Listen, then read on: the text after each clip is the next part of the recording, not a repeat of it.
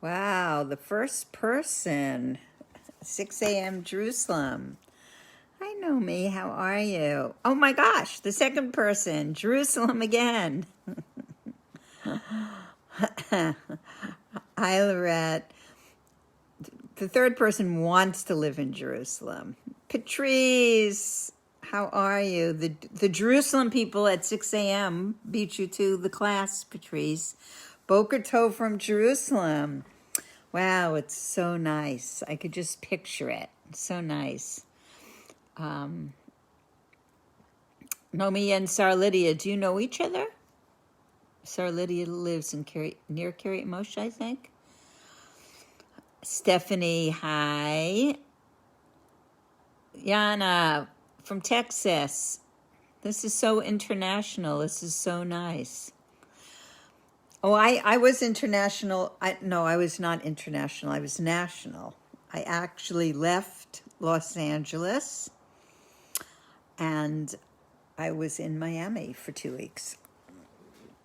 And it was really very different. It was actually like being in a different country, to tell you the truth.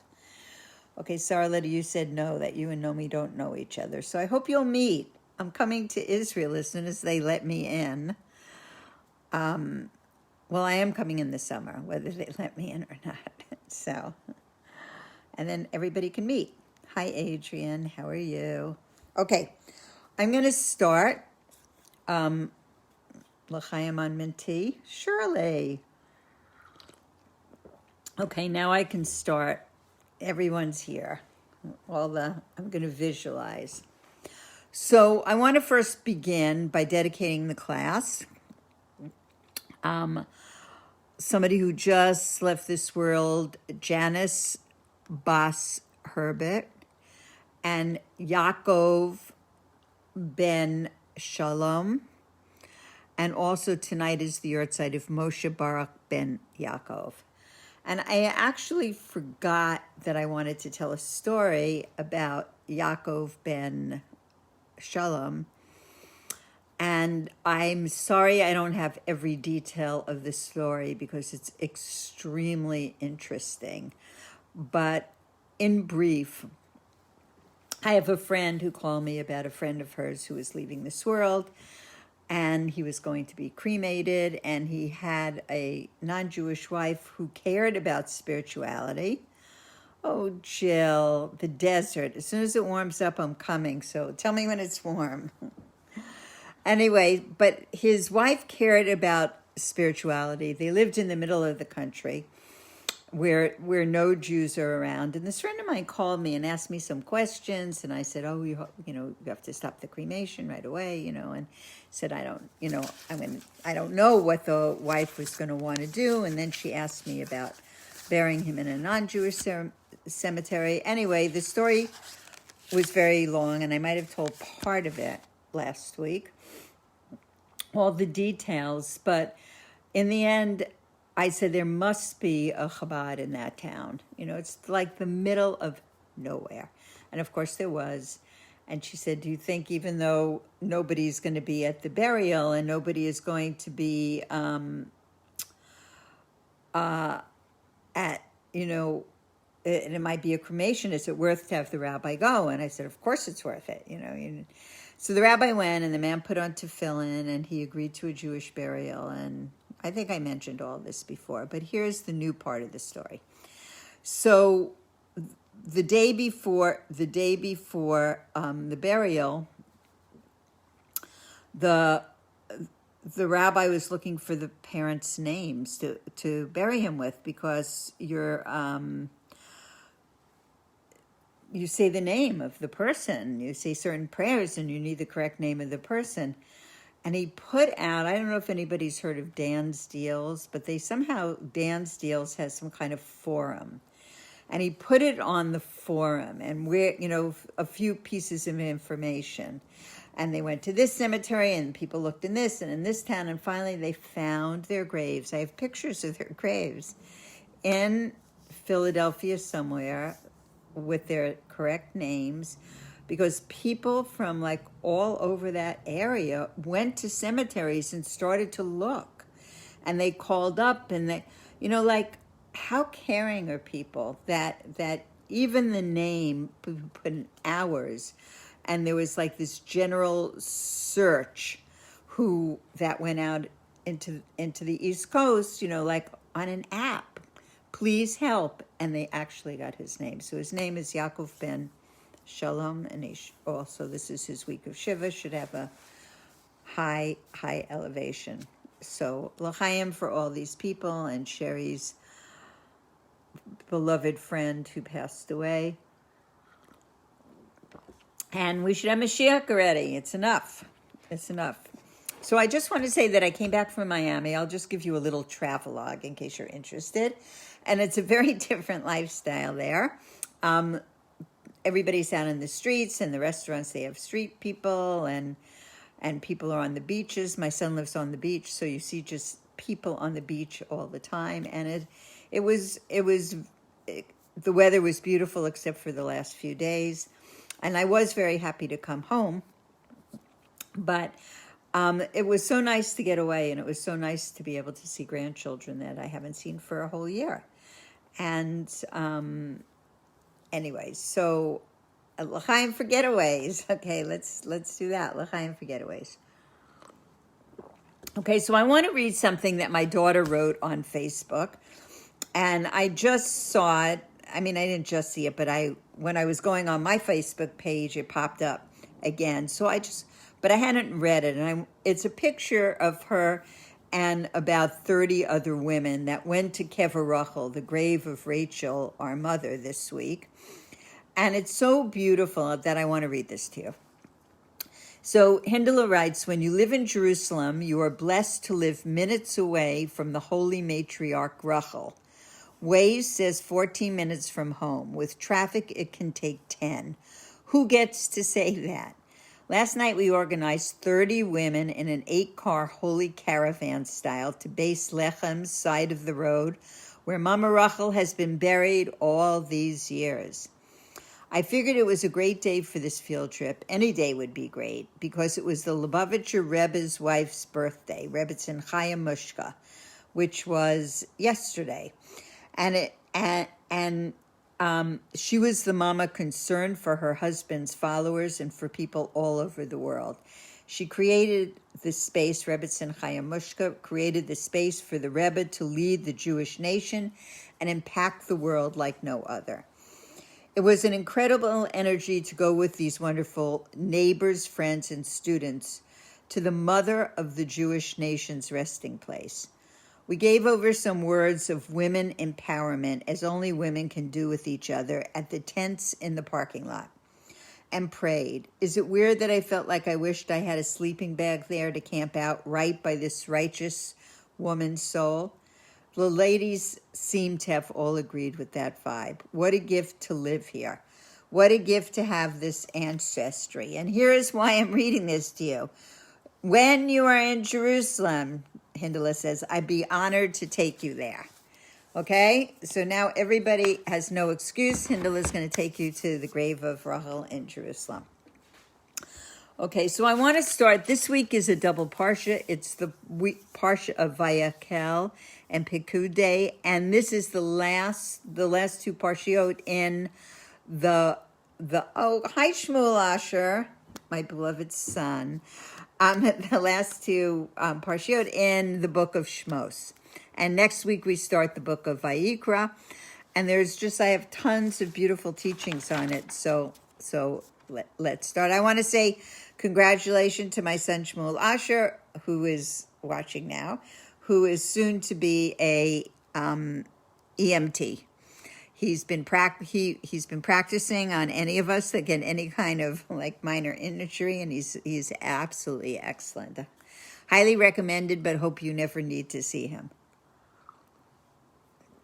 And also for anybody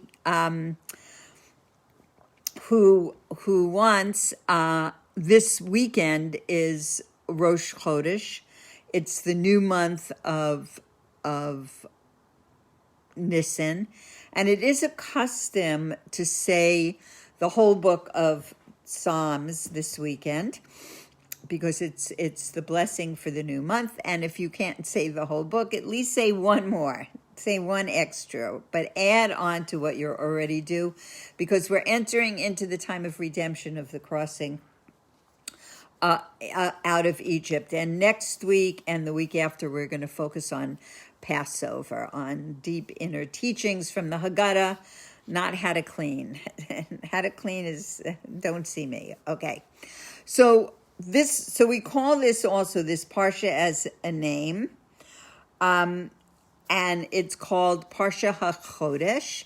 And we talked about it last week in depth. We talked about, we had Parshas HaSholim and Parshas HaZachar and Parshas Para, and this is now Parsha HaChodesh, which is entering into the time of the redemption. And now we want to think in a deeper way. Like, how do we want to embrace the redemption? Like, how do we want to prepare ourselves with our body and soul, and to do it with purity? And this is given to us because we first become a nation. And then we have also the question, why these two parshas do we read together in this order? And also something in terms of renewal that is connected to Rosh Chodesh that is coming up, is that impurity, any kind of impurity that is taken on by a person, is like baggage that we need to let it go. We can't carry it with us. And that's why there is so much taught about purity and impurity in the Torah. So on Rosh Chodesh, they burnt the red heifer.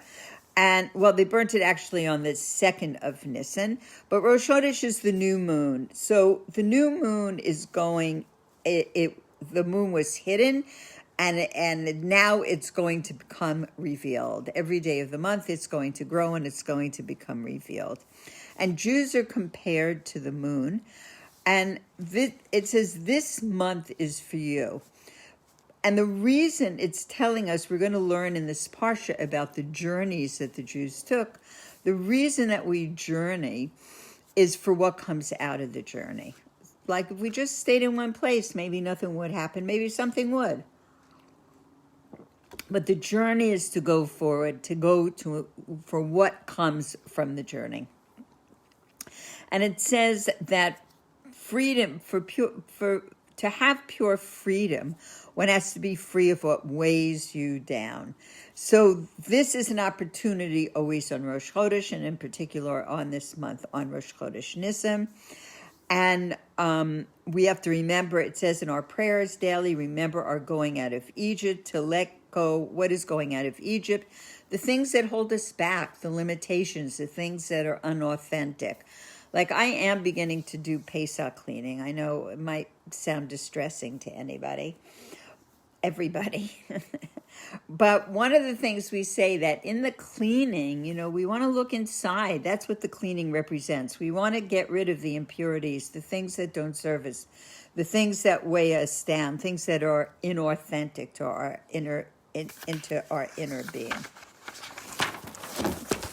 So we can go up beyond our limitations, and this time is a time really, truly of wonder, and it was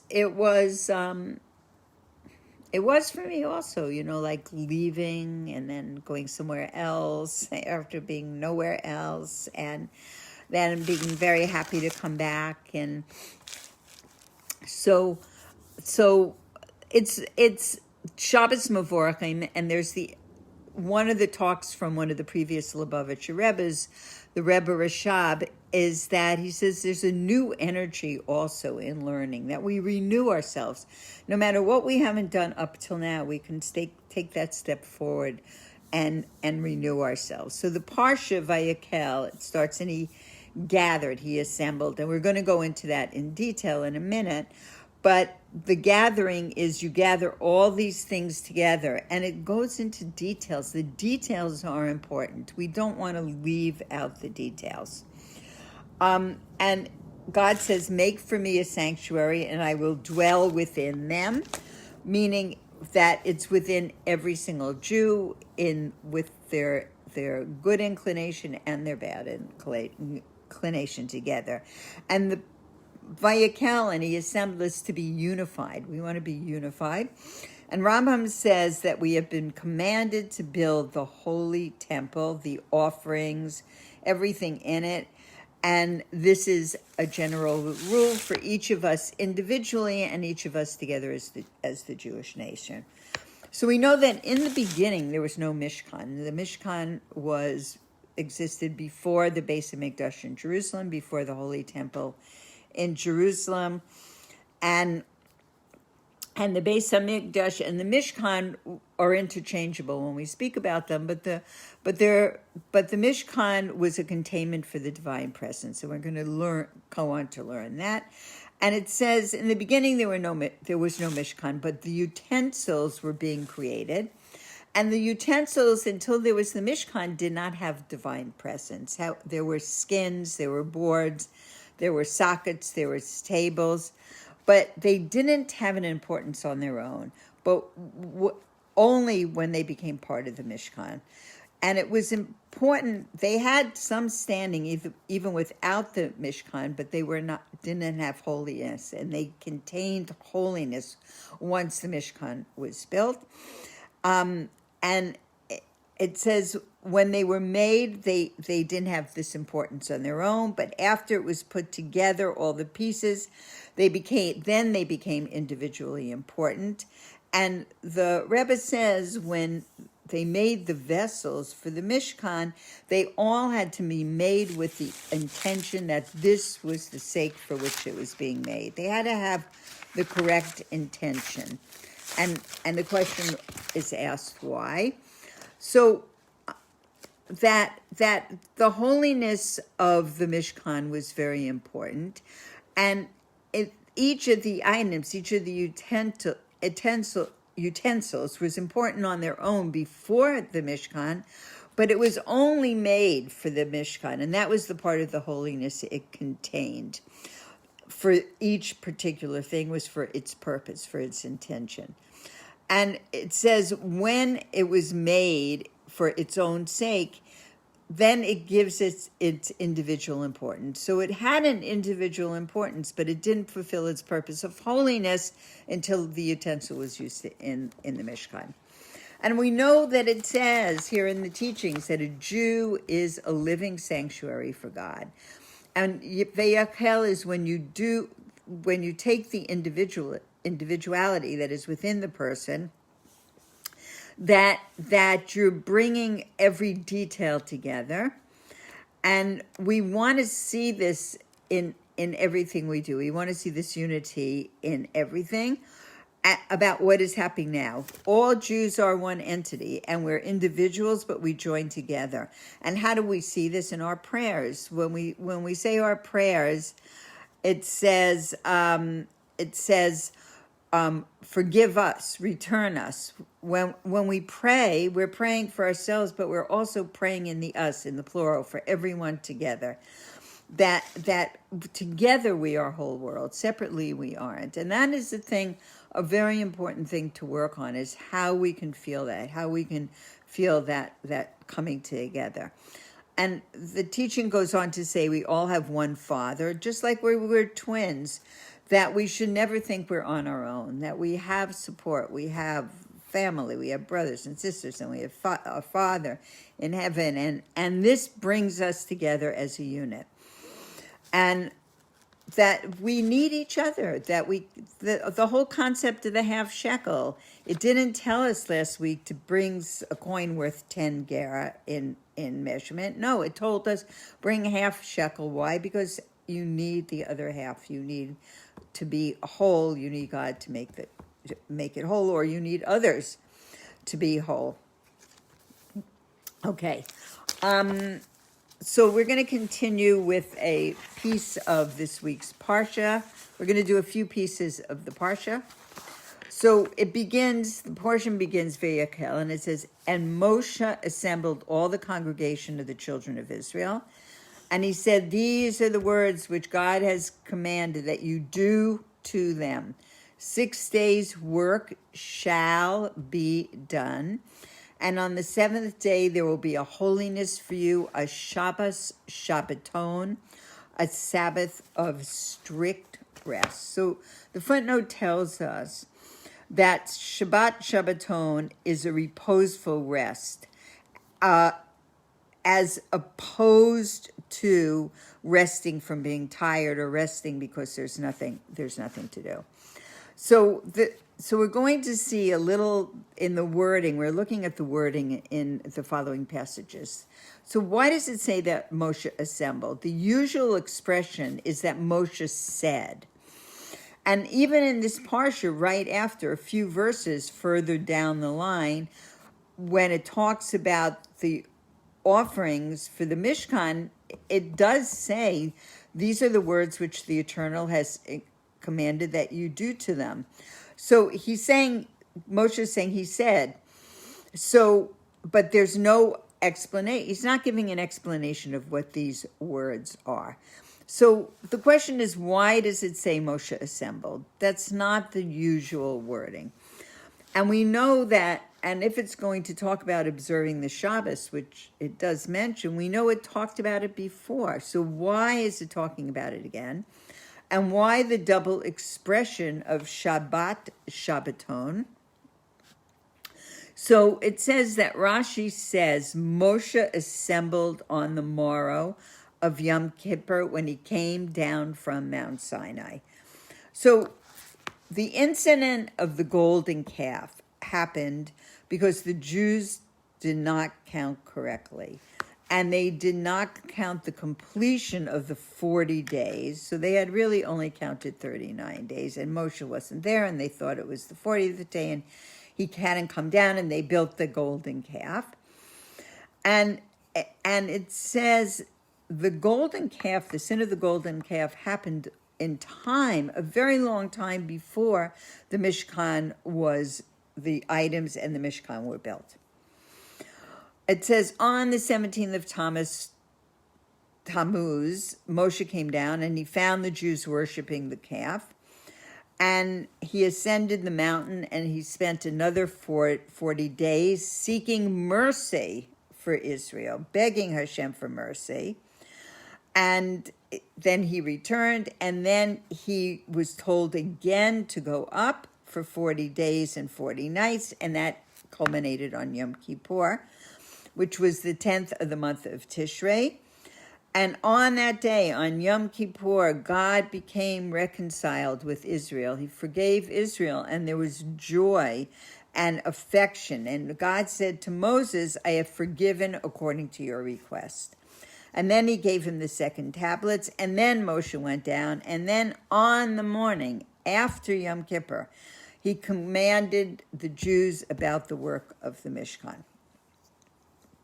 So it says there's a relationship between Moshe assembling the whole congregation of Israel and the day of Yom Kippur, which signifies atonement.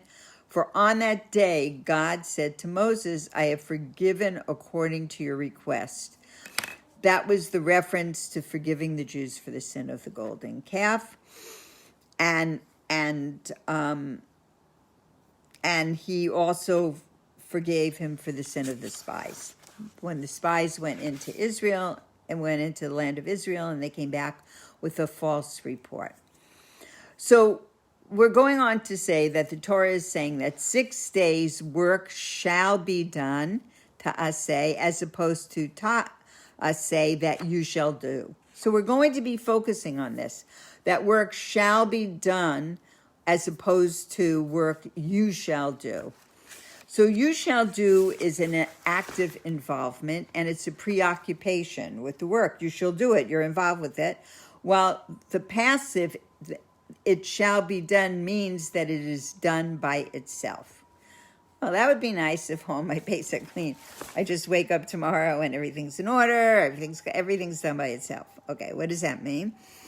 That when Israel will obey the will of God, their work shall be done by others. So let's see what that means really exactly.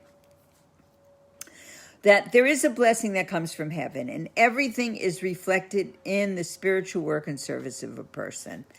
And the principle of the work shall be done means that the work and the mundane activities that one is compelled to do during the 6-day weekdays should not be with an engrossing preoccupation, but as it should be as if it were happening of itself. To go on, when you eat the toil of your hands, you will be happy, and it shall be well with you. This means that when you toil, it is physical. It is to provide physical needs, but it should only involve the hands and any external limbs. The head and the heart must be involved with Torah and mitzvahs. So when we follow this, you will be happy and it will be well with you in this world and the world to come, meaning that it shall be done of itself means that if you are not devoted to your work, to your business, whatever you are doing with your total mind and heart, meaning your intellect and your emotions, but only with your faculty of action. You know what you have to do, you're doing it, but your mind is not taken over by that process, then even the faculty of action exercises as much as necessary to be the instrument for God's blessing. So that's really what we have to know. We have to know that we are receiving God's blessing. That's the bottom line. And we're making the vessel to receive God's blessing. And no scheming, no, like having the mind constantly involved in this is going to expand the blessing, going to change the blessing. But we need to do in action what needs to be done for that blessing to come into the world. And God will bless you in all you do, that it is the blessing that is giving us what we need. But we need an instrument in which to catch the blessing for it to be contained in. And that means we need to do everything, all you do. You might think the blessing would come if the person doesn't do anything. Okay, you're supposed to get the blessing. I'm just going to kick back and be idle. But it says no, in all you do. It says that when you do below, there is a stirring up.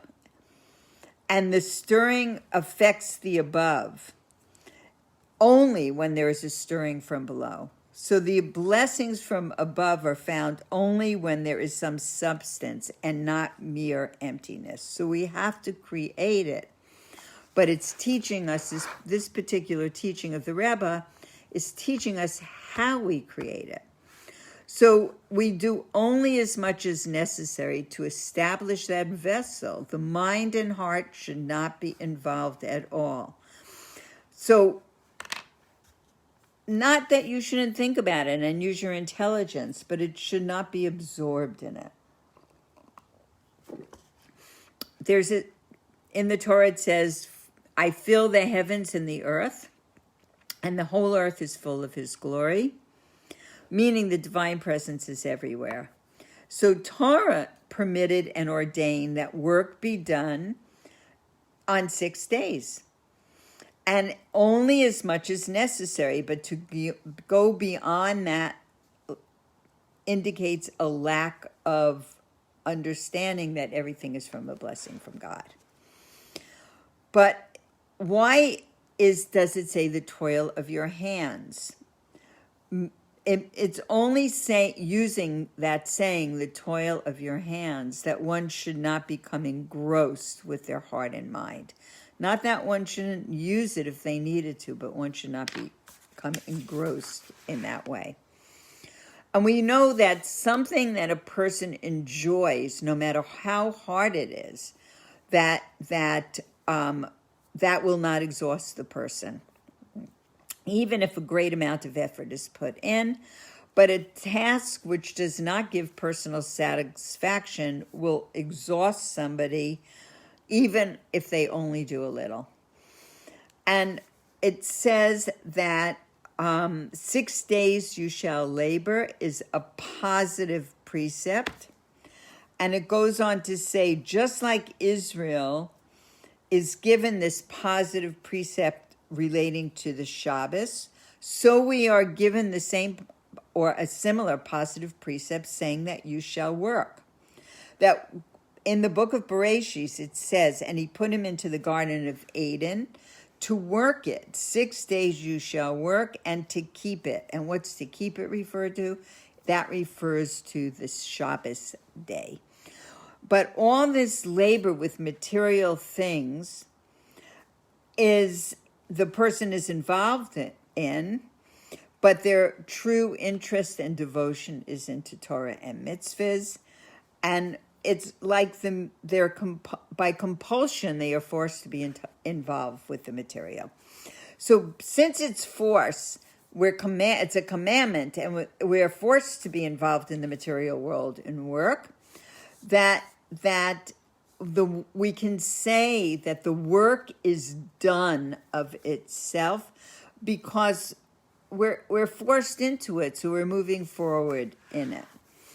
And the idea of, even though the idea of material involvement is not to a person's liking, and the person wants to complete the task so they can finish it, so they can study Torah and be involved with mitzvahs, that even that minimum amount of work exhausts the person, because that's not where their heart and soul are. Their heart and soul wants to be involved in studying and learning and doing good deeds and helping people, and on and on and on.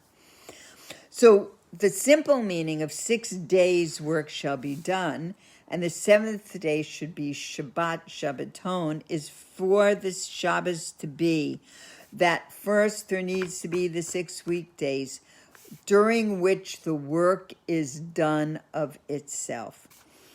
So it says, she who took the trouble to prepare on the eve of Shabbat can eat on Shabbat, but one who has not prepared cannot eat on Shabbat. So that the work needs to be done, but it needs to be done in a way of detachment. And I found this concept to be very supportive in a certain sense, because it says that when it says 6 days' work shall be done, and the 7th day, it says that a person should see on every Shabbos, should come to appreciate as Shabbos goes in, that all their work is completed, that all their 6 days of work is completed. That even though a person who is engrossed in their work all week may want to tear themselves away from their involvement on the Shabbos day, to immerse themselves in Torah and prayer, and to perceive the holiness of the day. But when a person has become so entangled in their heart and their soul and their mind with their work, then many other thoughts come and disturb them, even on Shabbos. Even thoughts that are related to their weekday activities, and even alien thoughts. And so it's saying that a person should go into Shabbos with the attitude that all their work for that week is completed. Everything is complete, and they can go in peace. And it just reminds me, I told this story probably last week or the week before, about when I first experienced Shabbos, and realized I wasn't driving myself crazy about something, that about making plane reservations, that my work for the week was done, so I didn't have to think about it. I could say I completed that part. Completion might even have been not a decision.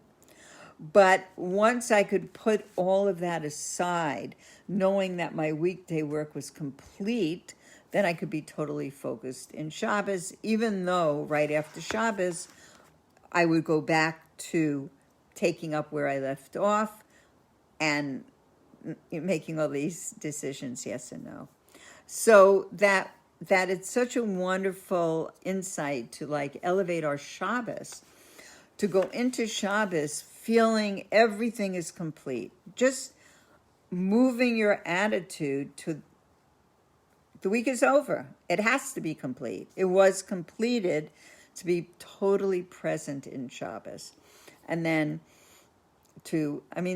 that's one of the things people used to say about the Lubavitch Rebbe, is that when he looked at you, and I, Baruch Hashem, was lucky enough to have those experiences. When he looked at you, he was completely present, 100% present. And when he looked at the next person, 100% present. And I think of that in your week being completed, 100% present to that week, and now 100% present to the Shabbat, that it is Shabbat. And it says that when a person might have improper thoughts, and it says in the Zohar that the thoughts of the wicked are compelled to be perturbed, meaning that one will not rest in their mind, that these thoughts will always, once one opens a door, they're moved in that direction. It says that a breach in the wall invites the thief, that a person is now moved in that direction, and when you have these thoughts that are always intruding, one is unable to properly experience Shabbat. And one wouldn't want to not properly experience it, because that's why people go on retreats, Shabbatons and retreats, because somehow when you're out of your own environment, for many people, it's much easier to be able to be completely in Shabbat. That's why I run a lot of women's retreats over the weekend over a Shabbat, because when you feed people and you care for people and you're in a beautiful space, you can move that over and be 100% present. And hopefully those retreats, that people will take what they gain from the retreat and they will bring it back with them into their everyday life. So the Sikha from the Rebbe goes on. It says, if, however, the 6 days of your work shall be done like on itself, then the seventh day will be a Shabbaton, and the light of Shabbat will illuminate the person, and because their attitude during the week is one of itself, meaning they've elevated their week to the level of Shabbat, because that the work is being done. They're able to be in a holy place even while they're in that work mode. There's an additional sanctity of the Shabbos that comes, that another level of Shabbos, and that these words, when we're in the beginning, when we came to the question, it says, these are the words which the Eternal has commanded you to do them, and there's no explanation of exactly what these words are. Here it resolves that question, and it says it's not referring to the Sabbath, but these words are referring to the procedure of how to achieve the Shabbos, and that is by being the work being done and you being involved in Torah and mitzvahs. So it says, and Moshe assembled, 6 days' work shall be done, and the morrow after Yom Kippur, there will be a rectification of the sin of the golden calf. And Maimonides explains that idolatry developed because people were having giving power to the constellations and the stars and the planets. And they wrote that delightful fruit comes from the sun by day and the moon by night. And idolaters refer to God as the God of gods, not as God, but as God of many gods. And they only see intermediaries, not really God himself. And these are things that we know, or idol worship we do not worship. And Chassidus explains that in a certain sense that that earning a living is also a form of idolatry, and that there is a worship of mundane involvement as if it had a value of its own.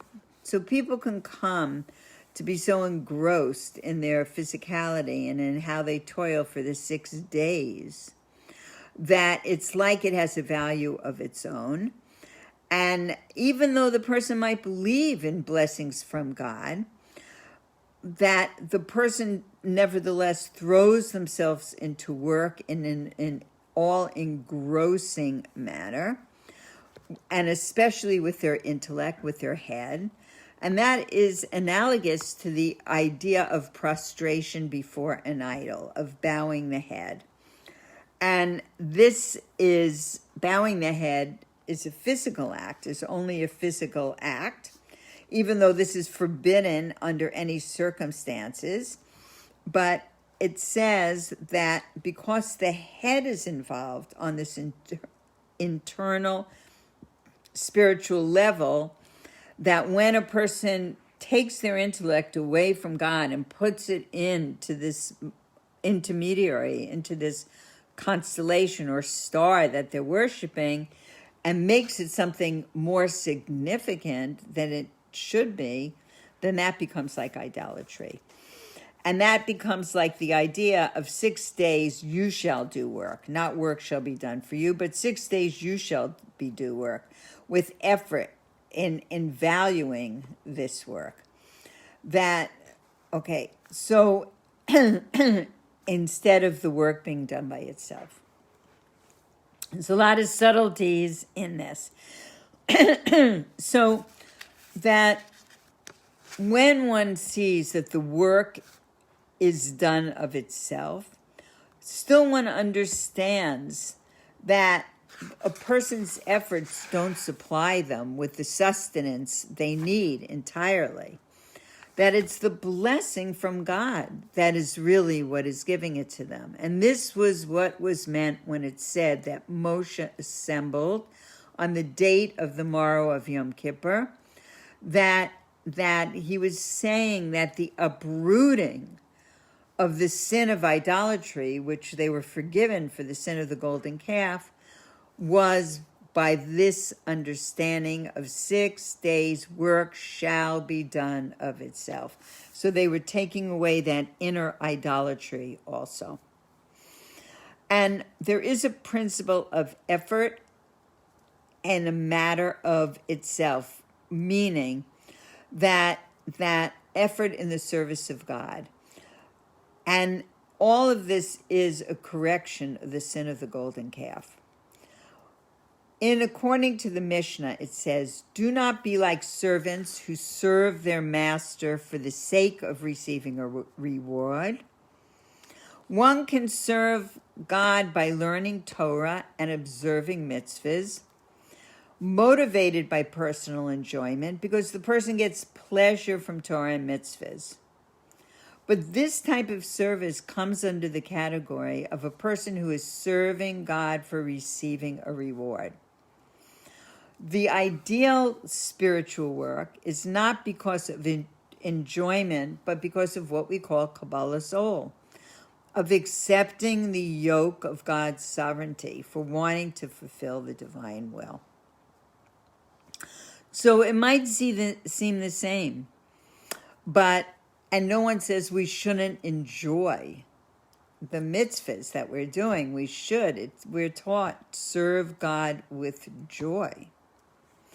But that there's the level of Kabbalah soul, is that ultimately we're doing it because this is the will of God, to fulfill the will of God. And this level of effort is not based on personal enjoyment, but it's because if we base it only on personal enjoyment and feeling, then one day we might not have that personal enjoyment and feeling and say, I don't have any more joy from this particular thing.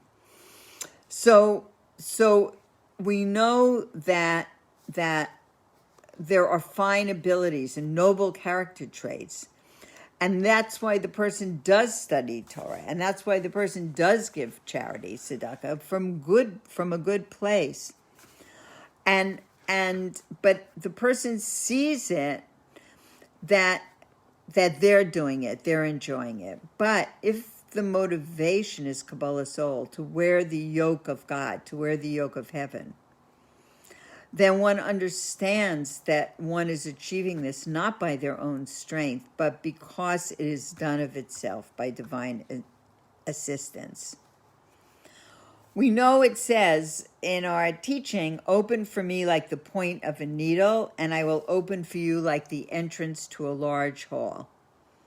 Meaning, we need to make the effort here below, and the opening will be wide. And even the preparation and fulfillment of mitzvahs comes from God.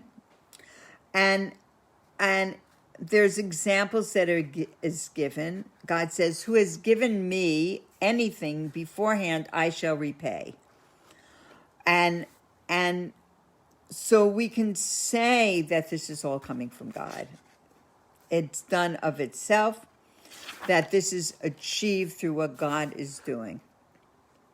We are a channel, I will open for you, and everything comes. So this also we can look at in the spiritual realm about the rectification of the sin of the golden calf. And this is related to the sin of eating of the tree of knowledge. So when Adam and Eve ate from the tree of knowledge, it brought impurity into the world. And this was removed, this impurity was removed when the Torah was given. But when the Jews sinned through the golden calf, this impurity returned to the world. And it talks about how it went up 7 heavens, and then it was brought down, and then it went up 7 heavens, and then with with Avraham, Yitzhak, Yaakov, each of them brought it down 1 heaven, 1 heaven, 1 heaven. And so it says the effort must be in Kabbalah soul. Instead of thinking that it's the person's own strength and own might that caused whatever their success, their prosperity, their connection on a spiritual level, that they have to know that it was done unto them by God. And so this goes further to explain, and Moses assembled all the congregation, as opposed to and Moses said. So we know that on Yom Kippur it was an atonement for the Jewish nation, for the sin of the golden calf, which had brought impurity of the tree of knowledge back into the world, and we needed to restore it now again to a level above sin. And why? Because we need to be one nation, and one nation needs unity, and impurity and sin are divisiveness. They don't lead to unity. And we want to change that the world into a private domain, an abode for divinity in this lower world. And it says Moses assembled. He assembled and gathered together all entities to establish the ultimate unity. So we know that the physical world is full of pluralism and many, many things. And many things behave as if they had no connection to the divine, as if they were separate from divinity and separate from one another.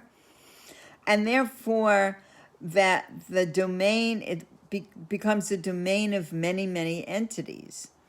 And it is a person's task to establish the unity on all levels, to make the world into a private domain. What does it mean, a private domain? The domain of God. God is one.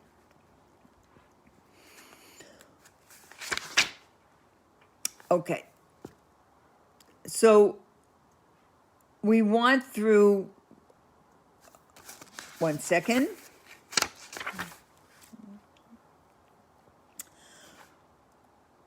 Okay. So it says that Moses had a unique ability to set things in order and to set things in unity. And every Jew has this power because every Jew has a certain element of Moshe within them. And this is explained in Tanya. And it says that, yes, relative to Moshe is a small thing. So what is it referring to? What does God want of us but to fear the eternal your God? So the question is asked, is fear such a small thing? Yes, but in the case of Moshe, it was a small thing. And each and every soul of Israel contains within it something of the qualities of Moshe and is nurtured from the root of the soul of Moshe. So this makes us we have equal accessibility to God. So this is to kind of strengthen and empower us that we know that. And that, for me, to be fully focused in Shabbos and just leave the week and those decisions behind and to feel that there's a completeness is really a new understanding. So there's just a little more of this piece from the Rebbe. It says there are 39 kinds of labor which are forbidden on the Shabbat. And we know that they come from all forms of work that were involved in the construction of the Mishkan and the Beis Hamikdash, which were called labor, and these types of labor are forbidden on the Sabbath. And that the teachings in the Torah are not coincidental, but the subject that establishes a teaching, like the building of the Mishkan and the teaching, are in essence the same.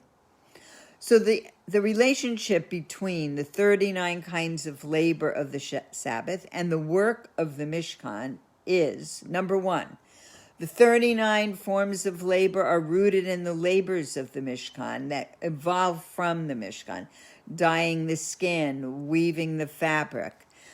And that it says all types of labor, even optional ones, have for their goal and purpose to make a dwelling place for God. And it says, acknowledge God in all your ways.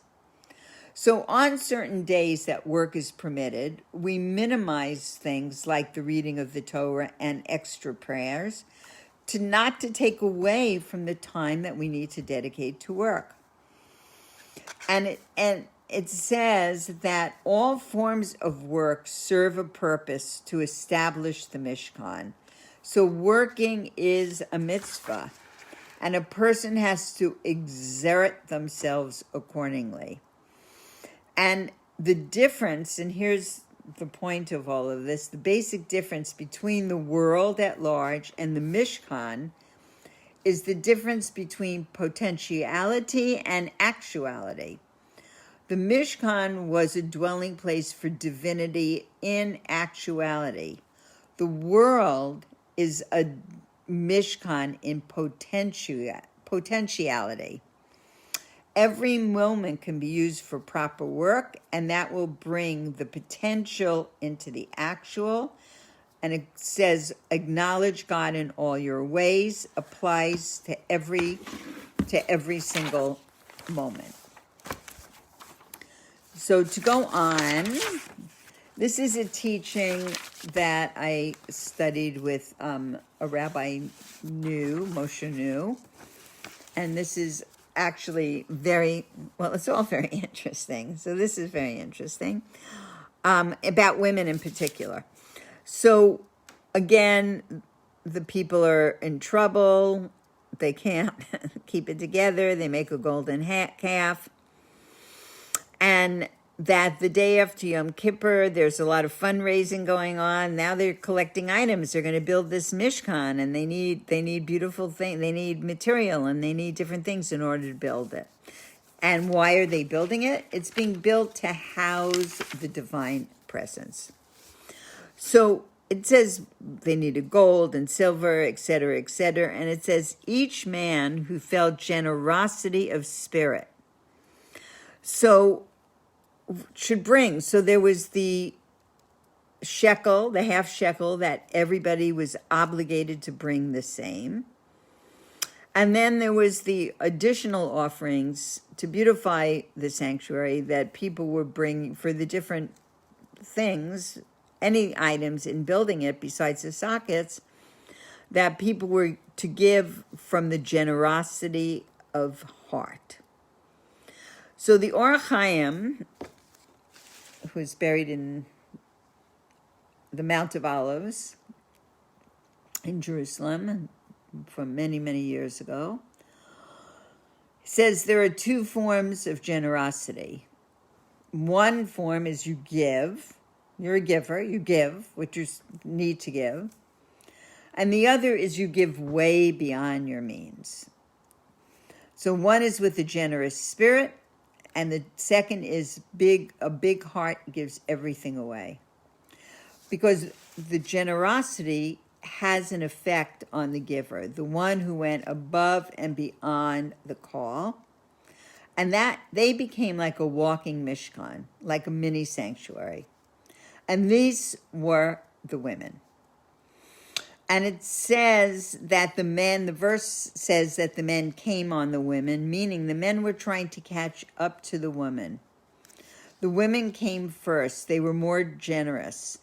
All the women went into the land of Israel. The men didn't, due to the sin of the spies.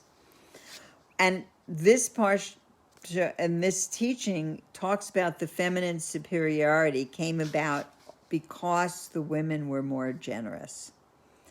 Rambam says the women lined up first, and they were most generous.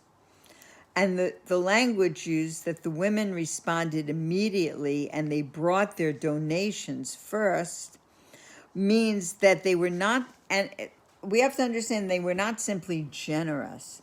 Because when it came to the sin of the golden calf, the women refused their jewelry. The men tried to get their jewelry, and the women refused their jewelry.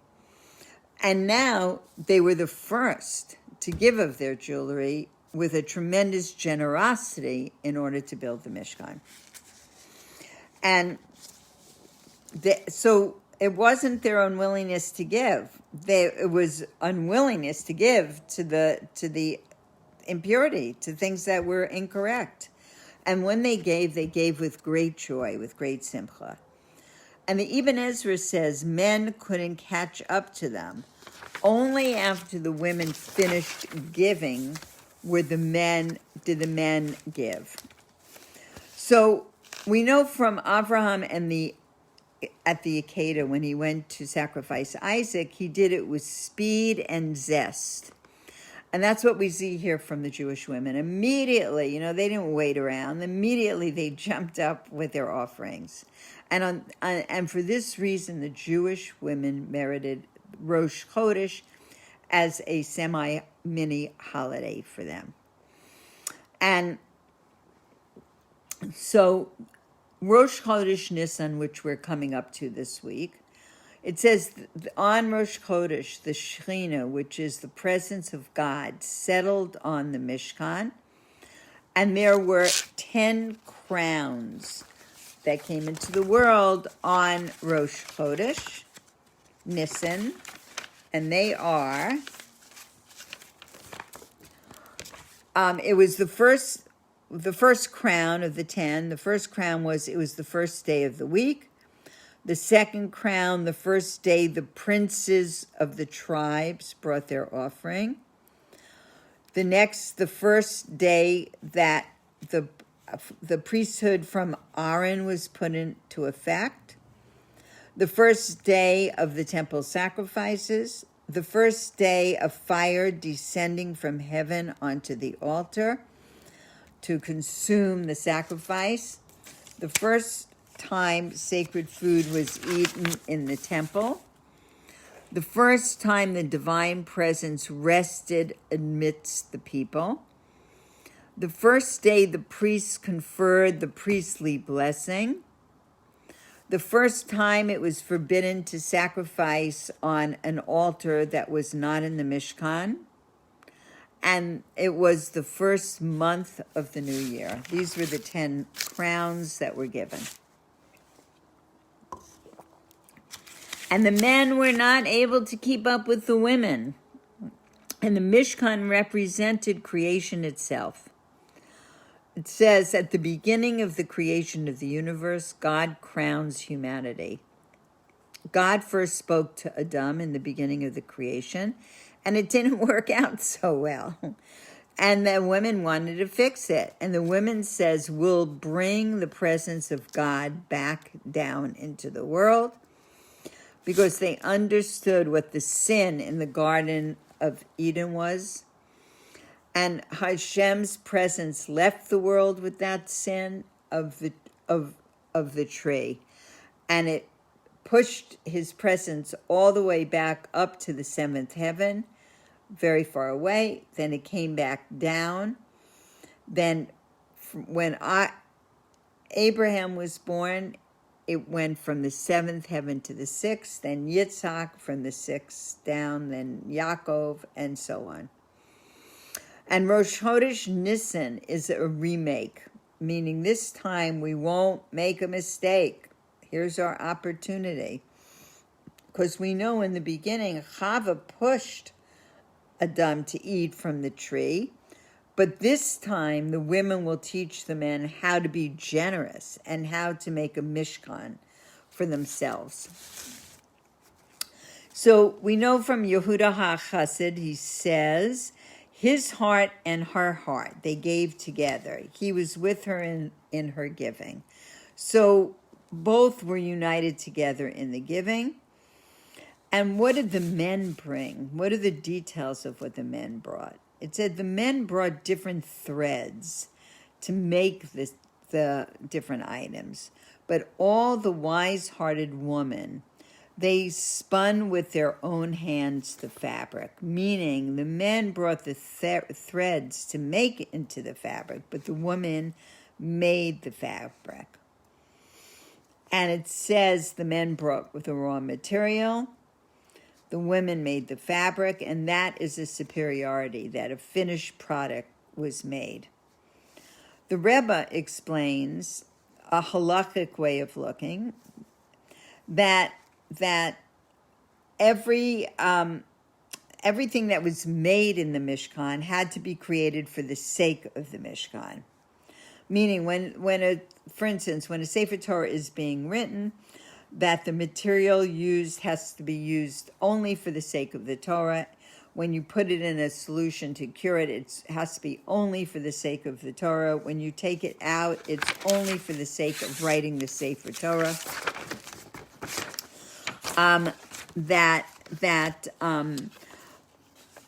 Once you have the parchment, the letters must be written with intent, and that you say L'Shem Kedusha Torah, for it's made for a sacred purpose. When we learned about Truma, it says, take from me a Truma, means it has to be for a sacred purpose. So the intent is very important. When you look at it through the mystical viewpoint, it says that gender is not an accident, that men and women are different. And in that framework, it is a reflection of a heavenly reality. That the book of Shir Shirim talks about the relationship between God and the Jewish people. God is masculine and the Jewish people is feminine. And we know that the male contributes and the female develops. God gives and says, let's see what you can do with it. And that the female is nurturing and produces the finished product. And the women were more inspired to connect to God. They desired to connect in the building of the Mishkan. And here is something very interesting. The Baal HaTofes says the words indicating they immersed themselves and went to the mikveh. So if they went to the mikveh, it means they already were preparing themselves to do this work. And there was a holy book, a sefer found from Syria.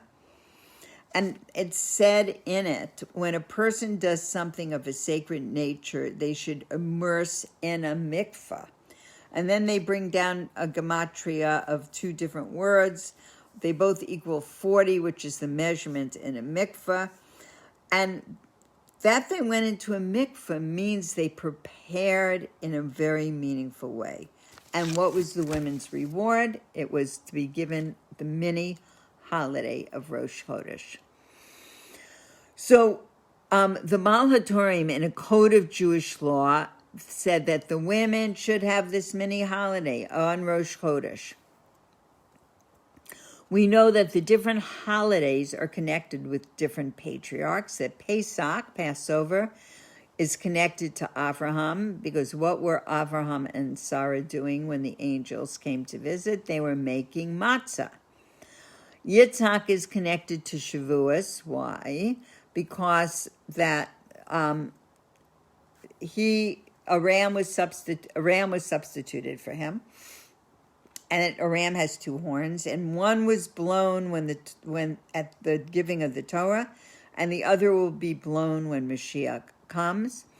Yaakov is connected to Sukkot, and the 12 different months Rosh Chodesh, our special offerings are done. They're semi-festival. Certain prayers aren't recited. If a bride and groom are getting married that day, they don't fast. So, when the Jewish men blew it, basically, they ran after a cow. And so the holiday of Rosh Chodesh that originally had been given to them was taken from them and given to women. And when I first was in diaspora yeshiva in the 1970s, we actually quite seriously celebrated Rosh Chodesh. Excuse me, I just came from Miami, so last 2 weeks I started my class at 11 o'clock Miami time, and now I'm still started at 11 o'clock Miami time somehow, but by next week maybe I'll be back to normal. But our yeshiva used to go on these wonderful Rosh Chodesh trips, so maybe we'd have learning of only a little bit in the morning, and then we went to Hebron a few times, and we would go to the Shvitz, Zupnik's hot baths, hot showers, and sunroof in the middle of Meir Sharim. We would do all kinds of interesting things. We would really do all kinds of interesting things. And one year I was running my women's retreat, which many of you have been on or in the future will be on. And I have a friend, Sarah Leah, who was in my yeshiva with me, and she came on my retreat. She came up from Arizona, and she said to me, I bet you don't remember the first time you were ever in Hebron. And I said, of course I do. And she said, no, it's impossible. You can't remember. I said, of course I remember.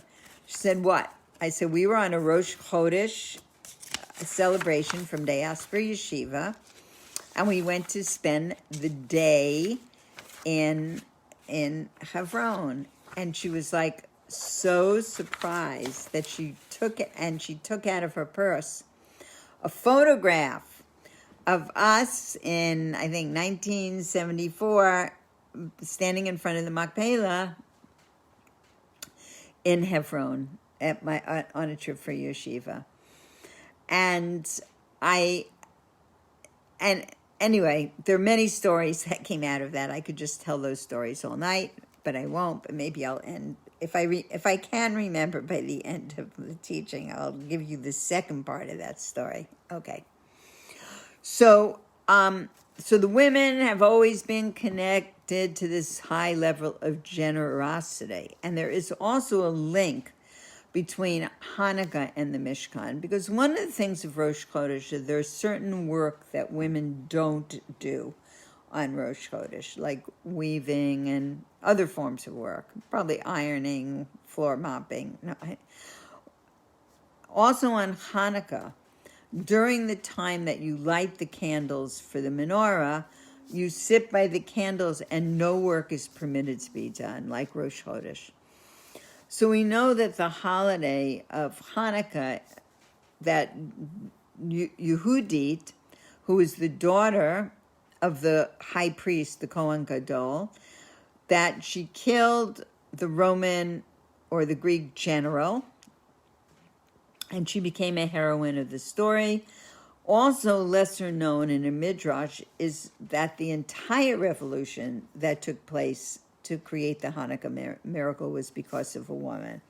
So it says Matisyahu had a daughter, and she was engaged to be married to a Hashmonaim, and in those times you had to register with the city, you had to register with the general.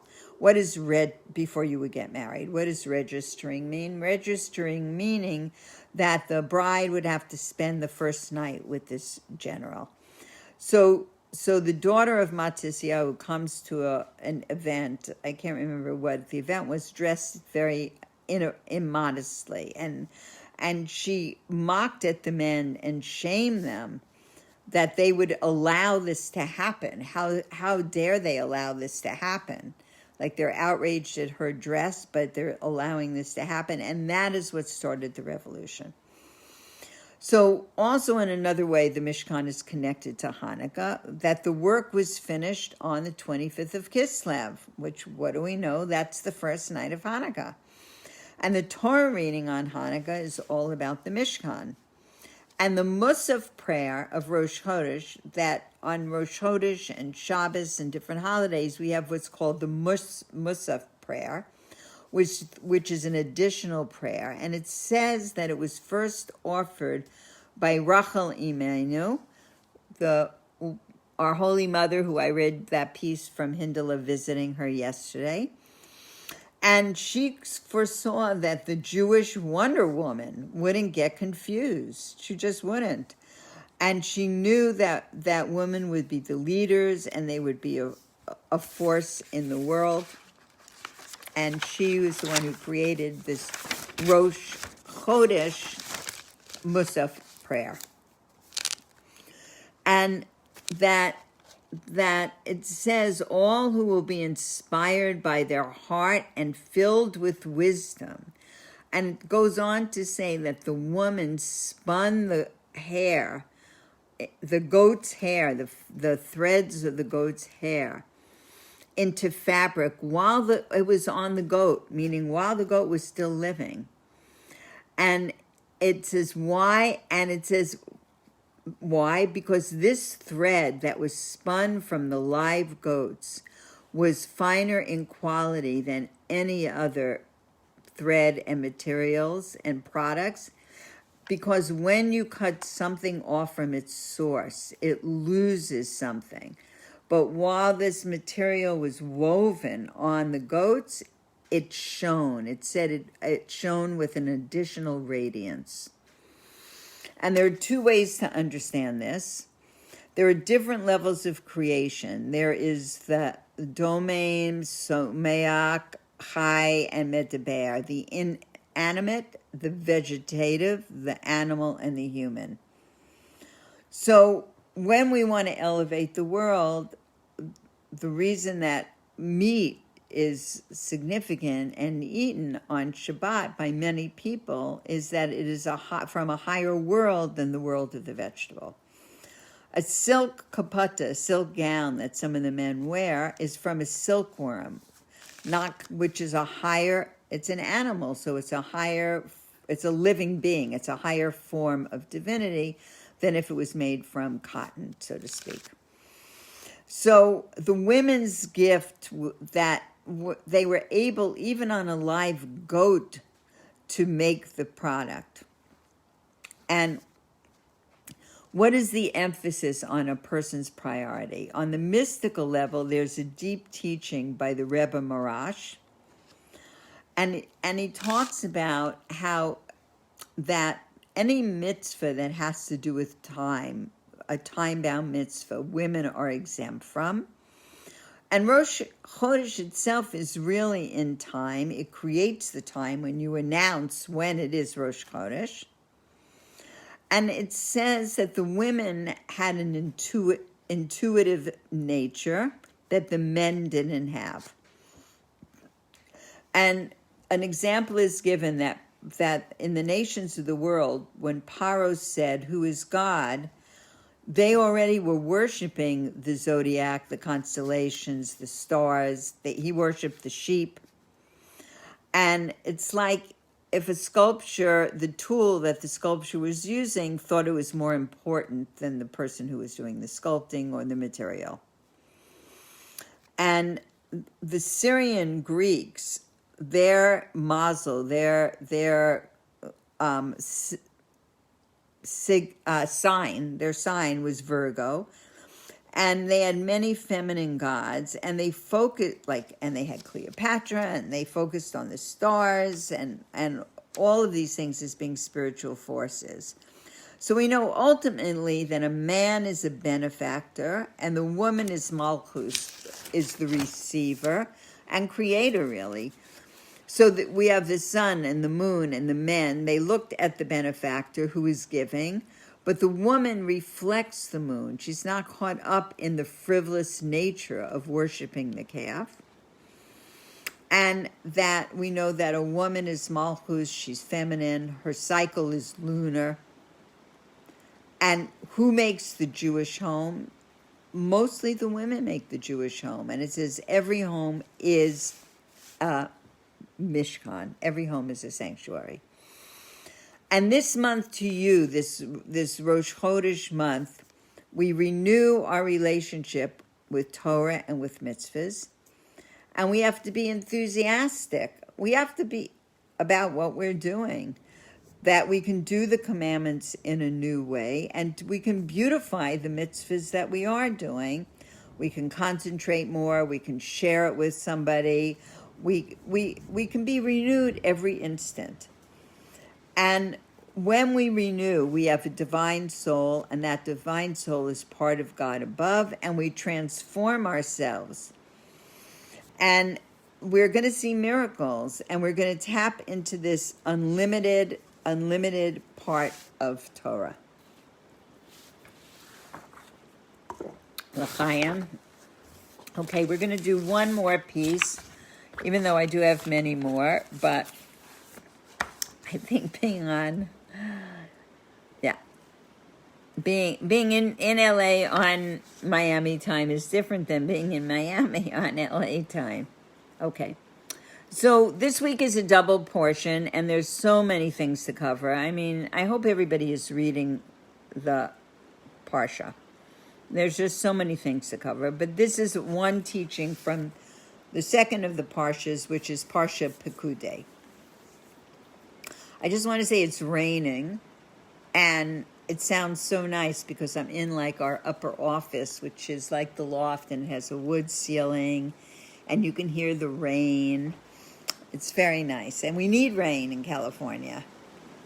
Oh, it's coming down very heavy. Okay, just your local weather report.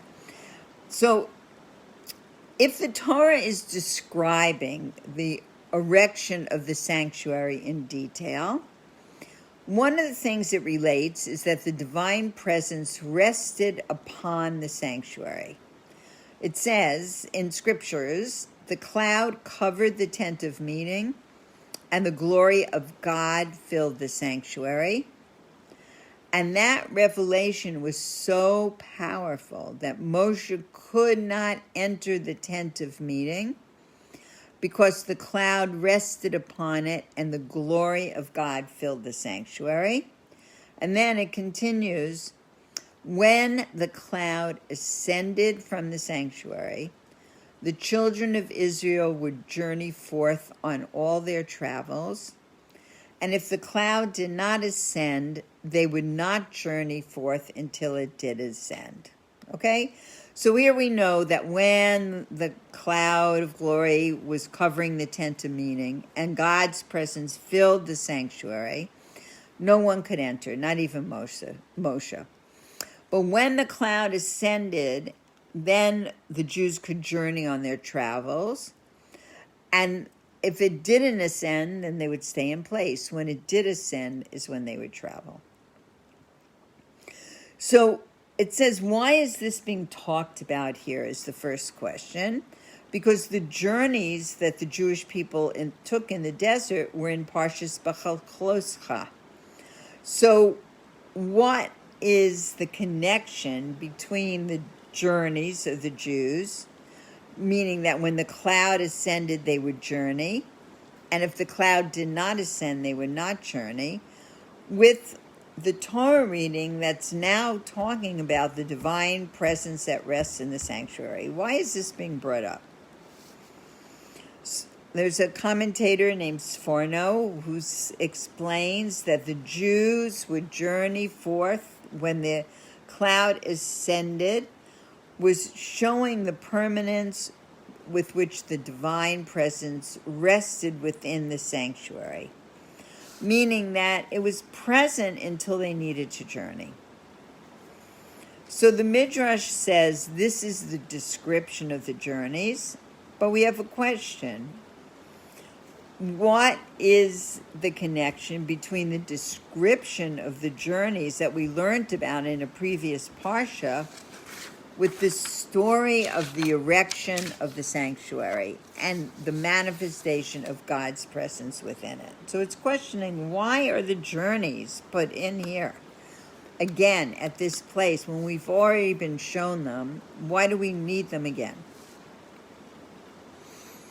And the beginning of next week's Parsha, which is Parsha's Vayikra, says, and he called to Moses. And the verse before says, when the cloud ascended, that Moshe, that it says that when God called to Moshe, it was to make it possible for him to go into the tent of meeting.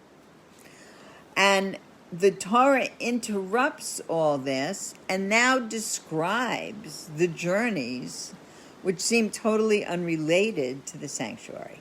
Okay, it's a little convoluted, but that's what we're looking at. So we know that everything in Torah is precise, and the Midrash says, and he called to Moshe. That's the beginning of the book of Vayikra, and the end of the book of Shmos. And then it says Moshe could not enter. Because why? Because the divine presence was in the sanctuary. So we know that the book of Vayikra is the book of sacrifices, and it's not only following the construction and the erection of the sanctuary, the place where the sacrifices were offered, but it's also talking about the description of the manner in which God's presence rested in the sanctuary. And this is the theme in this Parsha Pekudei, and in the end passages in particular. So, again, we're trying to explain why, after the Torah states, and Moshe could not enter, it makes an interruption and talks about the journeys of the Jewish people, which are associated with the cloud ascending from the sanctuary, which was the withdrawal of God's presence. So the spiritual importance of the sacrifices is associated with the concept that for the Jews to journey forth from their encampments, God's presence had to ascend from the sanctuary.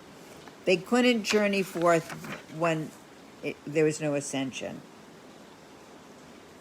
Another concept.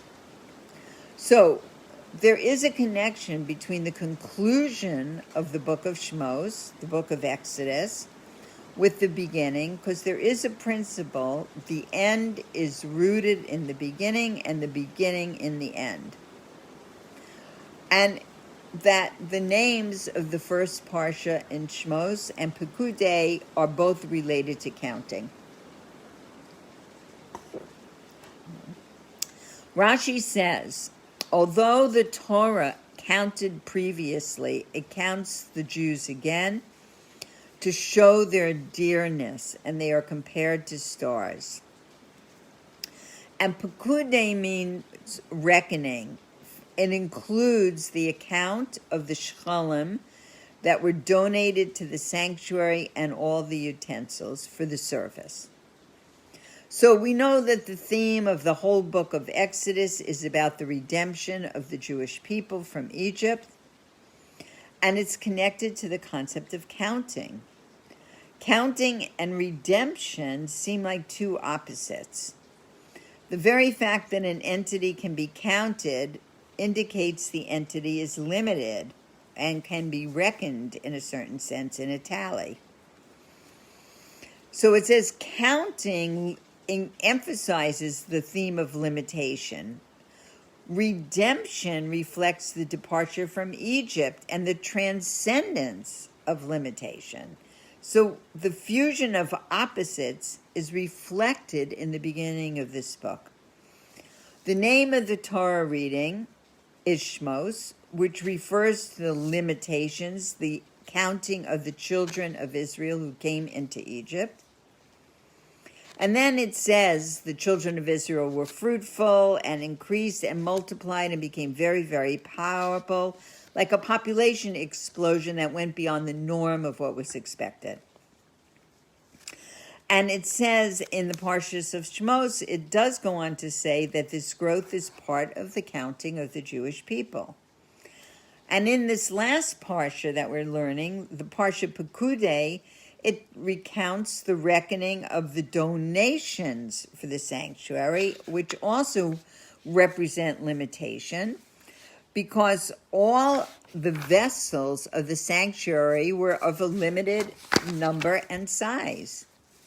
But the conclusion of the Parsha then goes on to say that Moshe could not enter the tent of meeting because the cloud rested upon it, and the glory of God filled the sanctuary. And that reflects the unlimited manifestation of the divine presence in the tent of meeting. The transcendence was so great that even Moshe could not approach it. So to explain this concept, the ultimate goal is we need to transcend limitations and reach the redemption, a level that goes beyond the limitations of our world.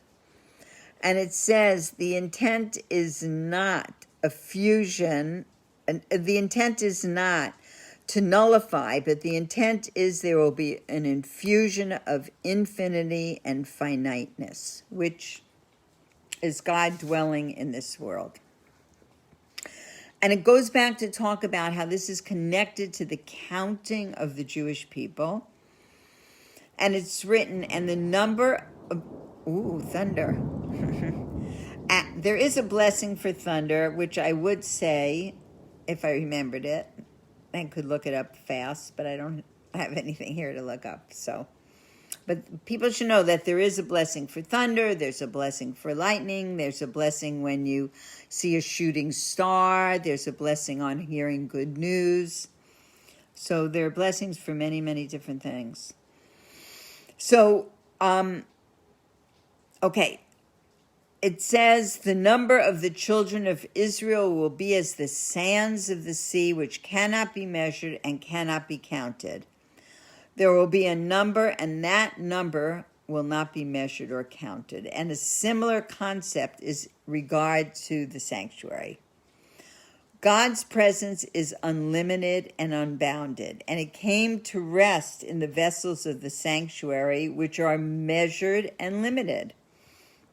The rationale is that God's intent that we learn from all our sages is that the Holy One desired a dwelling place in the lower realms, in this physical world. And it encompasses two things. There must be a dwelling for God's essence, and that dwelling needs to be in the lower worlds, in this material world. These two dimensions, that the dwelling be for God's essence and that it be in the lower realms, reflect something about the Jewish people. The inner dimension of God's dwelling is to dwell within the souls of the Jewish people, that they become a resting place in which he dwells, since the Holy One and Israel are one. That the Jewish people are the dwelling for God's essence, for they are one with his essence. And this is established in the lower worlds through the divine service of the Jewish people in the material realm. We make material entities a medium for godliness, because it's through this that we're united with God, and that essence is revealed. We're revealing it through the mitzvahs that we're doing with the physicality.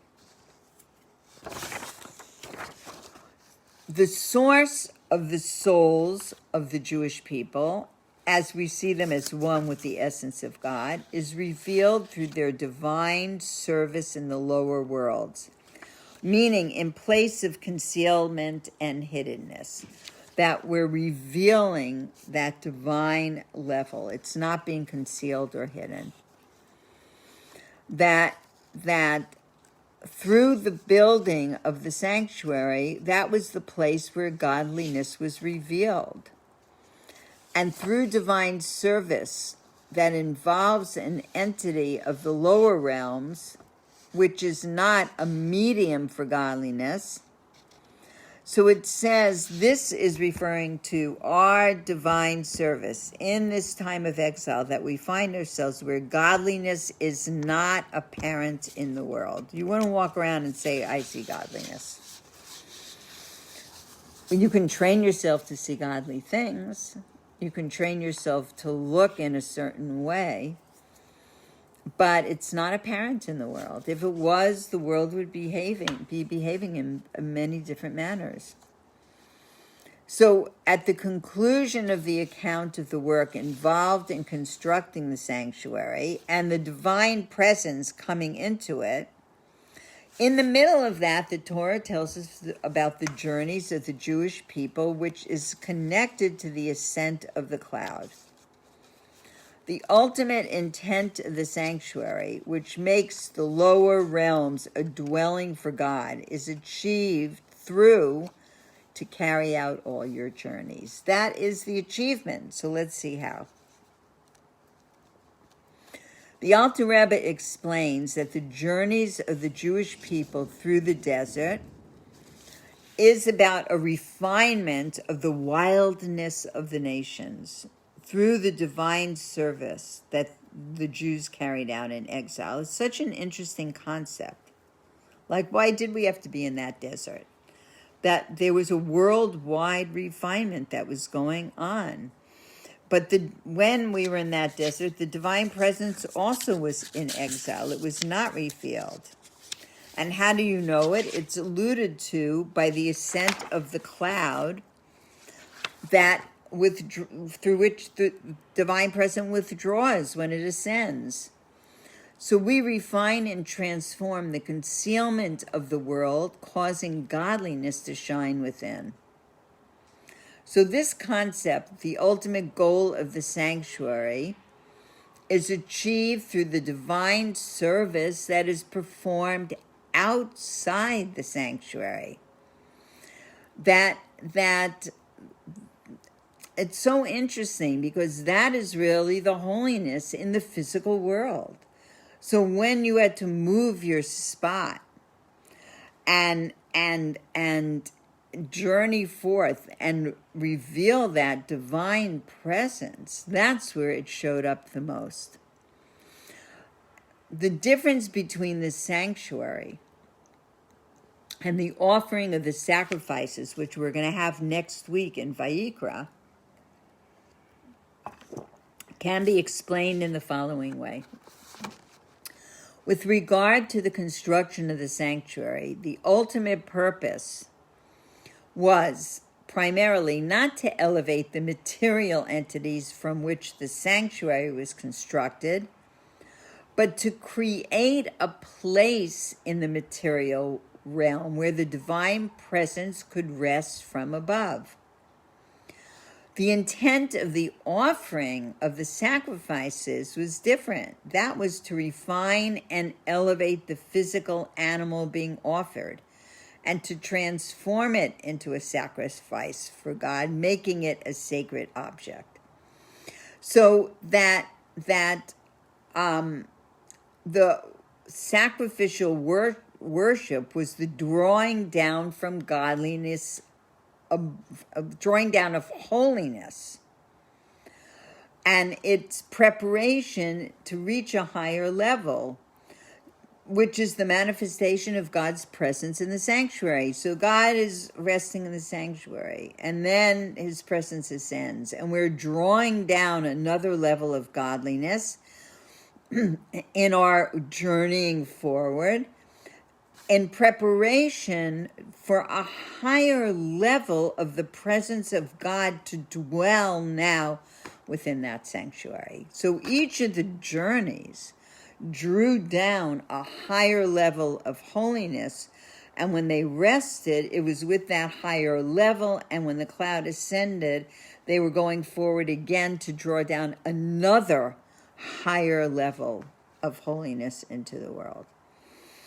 And we know that in the word we have a small aleph in the word Vayikra, and it alludes to the contraction of godliness into the world, what we call Tzimtzum, because this offering of sacrifices in the book of Vayikra relates to the light of holiness as it is drawn down. Vayikra means, and he called, referring to godly light. That godly light was called forth and then drawn down. So it says that through this activity, it is possible to reach a higher intent in the sanctuary. Then what was it? To make the material entities themselves mediums for godliness. So in the book of Vayikra of next week, and he called to Moshe, and the whole book of sacrifices follows in this way. And when the cloud ascended, so it says that then the ultimate intent of the sanctuary would be fulfilled, and even more in a place where the divine presence is not manifest in the sanctuary, so that we want to fulfill the intent of that holiness. But when the divine presence is not present there, and the Jews are journeying forward in the world, and they're bringing holiness into the world, so that divine presence is no longer in the sanctuary, but it's redrawing from a higher level to enhance each of the journeys along the way. And it says the divine service during their journeys lacks the revelation of the divine presence that was always presently contained within the sanctuary. But these efforts bring into the revelation the source of the souls of the Jewish people, and the source is higher, and that's the point. They're united with God's essence above. So this is the inner intent of the verse. When the cloud ascended from the sanctuary, the children of Israel would travel forth on all their journey forth. So apparently on this level, the divine presence withdrew. However, in the inner looking, in the inner perspective, the divine servants is rooted in a level that was higher than this cloud that hovered over the sanctuary, which manifested God's presence within the sanctuary. This higher level was drawn down and manifest again in their next encampment. So this is a lesson for all of us in our divine service. Despite the darkness of the exile, and the outer exile and the inner exile, one should know that the journey will lead to a positive conclusion. That a person has to be committed to carry out the divine mission in all their journeys, regardless of what the journey is, as long as it is associated with the cloud of God. So if the cloud did not ascend, they would not journey forth. Wherever a person goes, in every situation that a person finds themselves, one has a mission from God to establish a dwelling place in this lower world. And our journey through exile, in everywhere we find ourselves, in what we do, is in accordance with God's will. So one can appreciate this positive dimension of the cloud ascending, and and that it will reach a higher level than where the cloud is. It will even go higher. And then we will draw down this level in the encampment which follows, and we will reach the level when God, the Holy One, blessed be He, and Israel are one. So that is the end of the book of Shmos. And I'm going to just conclude. I'm going to conclude because I don't know why. Maybe because I'm on Miami time. So on Miami time, it is 12:30 or 1:45. So I'll just tell one short story. I heard this story from Dror Shauli, who is the Chabad Shliach to India and a very good friend. And he and his wife actually were a couple that worked in a Santa also when they were first married. So I feel very connection. Oh, thank you, Stephanie. The Rosh Chodesh story connected to Hebron. Okay, so I'll tell that story first before I forget. So after that same weekend, so when my friend Sarah Leah came on Friday for the Shabbaton, and she asked me the question about, do I remember about the first time in Hebron? And I remembered the Rosh Chodesh, and I remembered who was there, and she had a picture of about 25 of us. In that picture, Hannah Rachel Schusterman was in that picture with me, and a lot of old friends from the 70s from Jerusalem. So we were having it was very beautiful. We were in the desert. Desert Hot Springs was the retreat. And it was Shabbos afternoon, and the sun was going down, and we were sitting for Shalosh Seudos and telling stories. And because of this, I told the story of Sarah Leah coming over to me and saying, you don't remember about Hebron, and I did. And I told a very special story about a dear friend of mine, Sarah Nachshon, which I'm not going to tell now, but I told this wonderful story about her and how she really helped to open up the city of Hebron for all of us to be able to go to. And at the end of and I want to say that I do remember the year now. It was 2008. And I remember it was when there was a big financial crisis in the United States. And I was planning my Shabbaton, and I didn't know whether I should. People were having a very hard time financially. The Shabbaton is not expensive, but it's not nothing, And I need to book. I used to book 2 hotels back to back, and I didn't know if anybody would come this year, and nobody ever books ahead of time anyway. Not too much ahead. And I didn't know whether to book the hotel or not. I didn't know whether to cancel it because I really was fearful that nobody would come. I didn't want to put out the expense of the down payment of the hotel, which was a few $1,000s, if I had to cancel it. And I really didn't know what to do. And then I thought of the Rebbe's speaking, and the Rebbe always said, go forward. The Rebbe's advice would have been, cancel it. Why? Of course not. Not only don't cancel it, add rooms. And that's what I did. So when I booked it, I booked extra rooms. Okay, I'm just going to retract something I just said.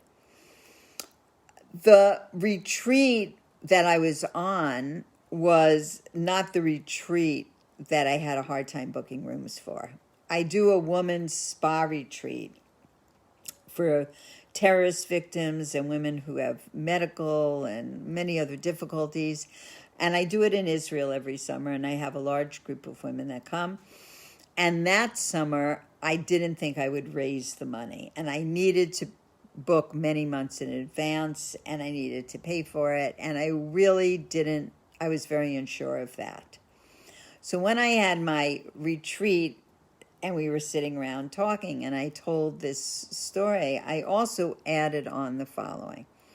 I said, I run this retreat every year, and because of the financial situation, I'm very hesitant. I was very hesitant to book any rooms, and I was nervous because I usually bring like 80 women. I was very nervous I wouldn't raise any of the money, and then I didn't know what to do. So instead, I pulled myself together, and not only did I reserve how many rooms I always reserve, but I added on to that amount. And that's what I said when I began to talk and told the story of Hebron, told the story of that weekend, and how our yeshiva used to celebrate Rosh Chodesh, and I was reminded of it by this picture and this friend of mine who had come on the retreat. At the end of this story, when Shabbos was over, a woman from the retreat, who I had not met before, she was from the East Coast, came over to me. And she said, "What is the total cost of your retreat?" And it was like maybe $20-something thousand in the summer, 20 something. I take almost 80 women, and they go for 3 nights. And so when I told her how much it was, she said, "I'm going to give you half." Yeah, right there. It happened. So I was afraid to journey forward. I pulled myself together. I did it. I even took on more rooms than I normally do. I made that opening for the experience, and this woman said, "I'm going to give you half." And from that, having half was the whole battle, and I was able to do it with a lot of ease in a very difficult time. So that's the story connected to Hebron and Rosh Chodesh and that picture that I saw. Okay, and so now I'm going to end with a story I heard from Draw. So he said that many years ago when they were in India, a couple that was traveling through the country came to their Chabad house up in Dharamsala, and this woman asked if there was a mikveh, and said, they're traveling through India, but she is interested in using a mikveh. So they said, well, the only mikveh, which the Rebbetzin would use, the only mikveh there is we have to walk an hour and a half through a forest to a river, a riverbed, a stream, which has ice cold water, and you can immerse in that. That is a kosher mikveh, and there's a place you can immerse in there. So, yes, she wanted to do it, and she and her husband and Dror and his wife, they all hiked 1.5 hours to where the mikveh was, or where the water was, and the men stood aside, and they immersed in the water. She immersed in the water, and then they had to walk in the almost dark all the way back, because the mikveh should be towards the nighttime, back to their house in Dharamsala. And they asked her after why she was so committed to using the mikveh, why it was so important to her, because they didn't really observe anything else, but this was very important to her. And she said that her grandmother was from Libya, had lived in Libya. And her grandmother, at tremendous danger to herself, not only used a mikveh, but organized for other women to use a mikveh. And she said her grandmother said that it might be dangerous and it might be difficult, but when you put out the effort, that is what's the most important. And that's why in the middle of India, in a forest, in an ice-cold river, she went in, because it could be dangerous and it could be difficult, but it certainly wasn't as dangerous and difficult as when her grandmother in Libya used the mikveh. So, l'chaim, everybody. I finished my herbal tea, and I will see everybody next week. And thank you all for coming to class. And we'll see you soon. Okay, bye-bye.